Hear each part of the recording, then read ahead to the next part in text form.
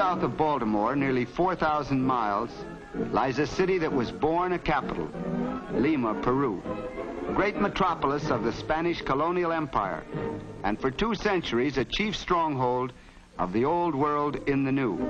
The city of kings, Francisco Pizarro City, was founded in 1535 on the shores of the river Rimac, 8 miles in from the sea, the rainless desert to her north and south, the Andes at her back.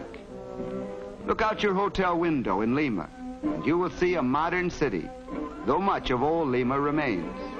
It is a charming and comfortable place. Though the equator is only 800 miles away, the temperature rarely goes above 70. There are dozens of little penthouses, which flat-roof architecture makes possible. This is a city on top of a city with a life of its own.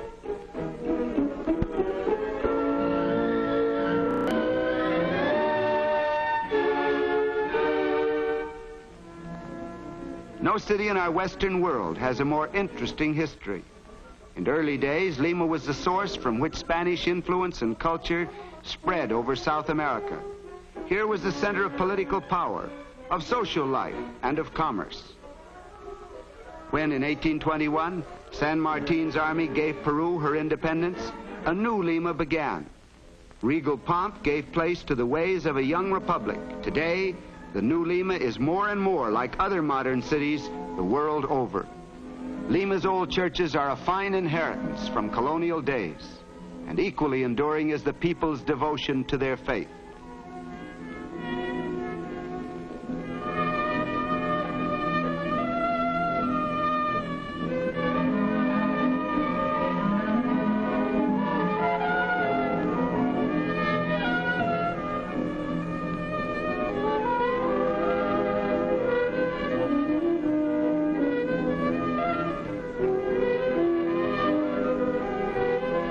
Each child of whatever social group grows up in a setting in which the church is a constant factor.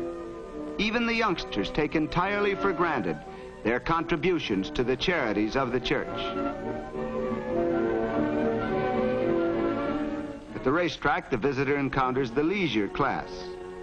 Lima's population includes many wealthy landowning families who are the present-day representatives of the immensely rich aristocracy of the old Spanish days.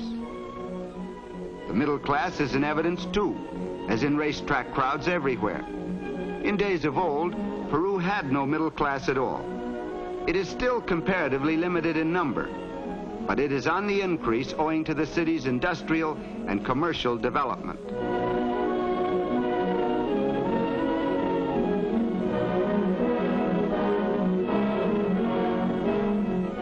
Horse racing is gradually supplanting the bullfight in the affections of the people. It is always good weather for racing. It seldom rains in this part of the world, although there is a heavy fog almost every day.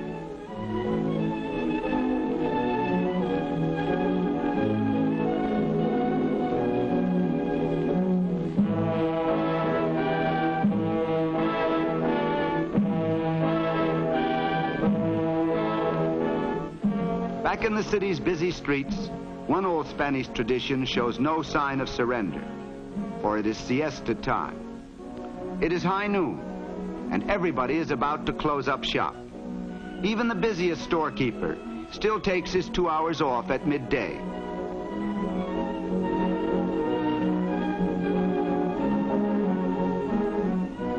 He bolts his doors, hangs out his sign, and goes home. During this period, he eats a long, leisurely luncheon, visits with his family, and takes a nap.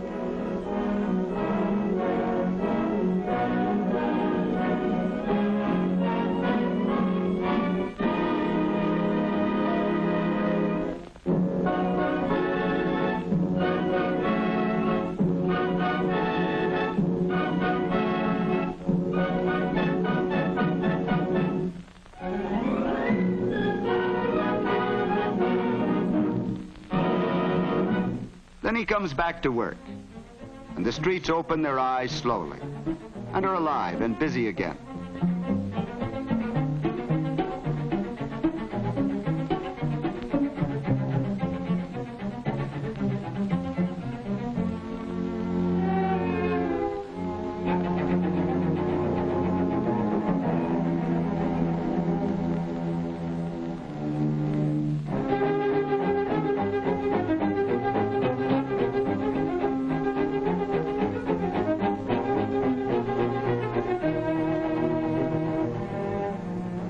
is in the earthquake belt, which reaches all the way along the west coast of both Americas. Occasionally, the quiet city is so shaken that the older houses, built often of plaster and bamboo for a mild, rainless climate, suffer a good deal of damage. After each earthquake in former days, the city cleared up the debris and went on with a sort of resignation. But today there is a different point of view. There is a definite plan for gradually rebuilding the city to withstand the ravages of earthquakes. Well-planned building programs are not unusual in Latin America. Every capital has its changing skyline. But here in Lima, the new construction is going on with uncommon enthusiasm. A good deal of the city is to have a new look, and its houses a new solidity and comfort.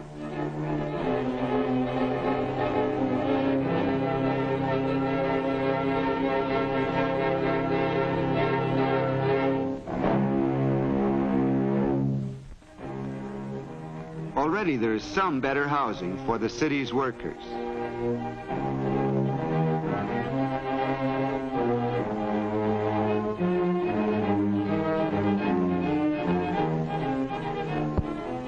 The vendor of shaved ice and bright pink syrup is drawing his young clientele from much better homes.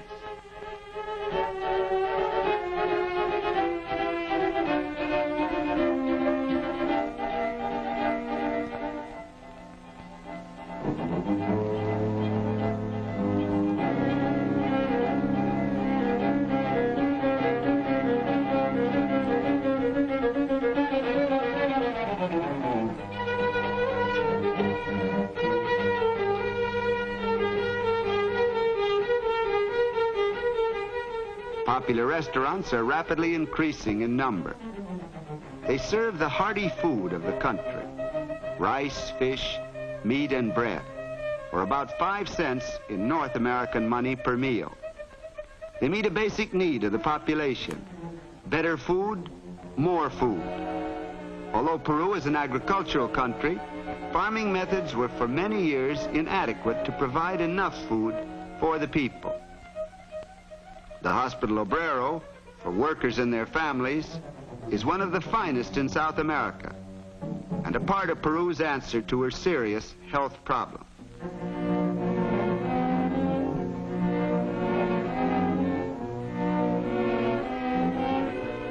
Clinic patients buy old bottles and have them filled with prescriptions from the hospital pharmacy.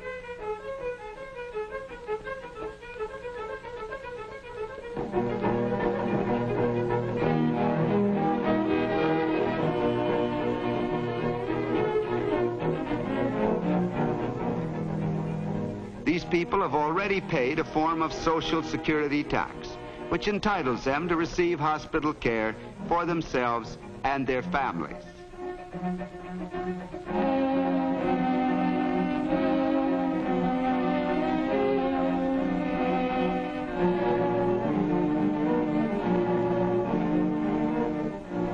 These are the workers: cab drivers, construction laborers, waiters, clerks.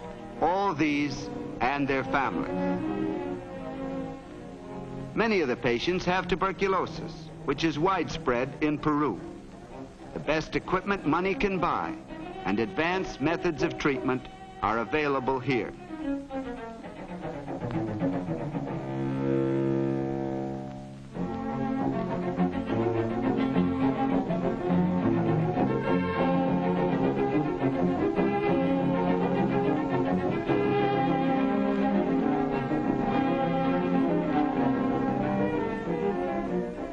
The profession of nursing is achieving a new status in Peru. Until recent years, girls from good families were simply not permitted to become nurses. The work was looked down on as second-rate, unworthy. That is changing now. There is arising a new ideal of the profession's dignity and of its opportunity for service.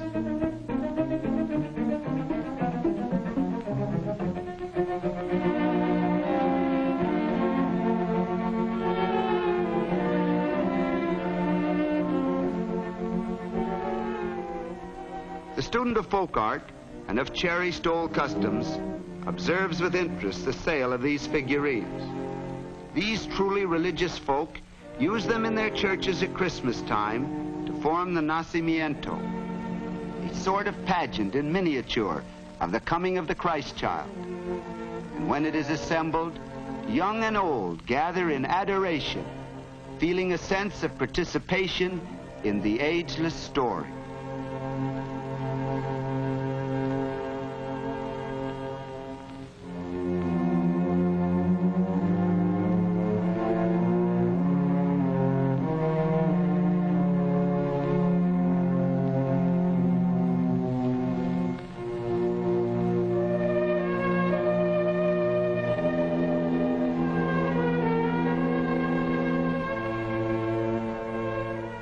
The spread of indigenous art has its conspicuous champions, like Julia Codicido, who loves her people and the works of their hands. Through her own painting, she perpetuates their customs and their strong faces.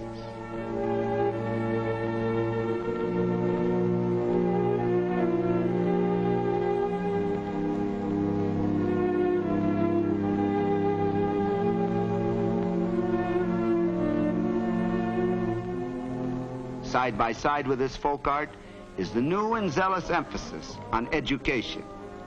Lima's University of San Marcos has a glorious history. Founded in 1551, it is nearly a century older than any university in the United States. For more than 300 years after its founding, attendance at the university was a prerogative of the rich. Today, young men, and young women too, from the less privileged groups are coming to San Marcos for inexpensive education, not in the traditional academic courses, so much as in engineering, industrial chemistry, medicine. A few old customs still prevail. For instance, the oral examinations held in the chapel, where in the old days the monks who founded San Marcos worshipped.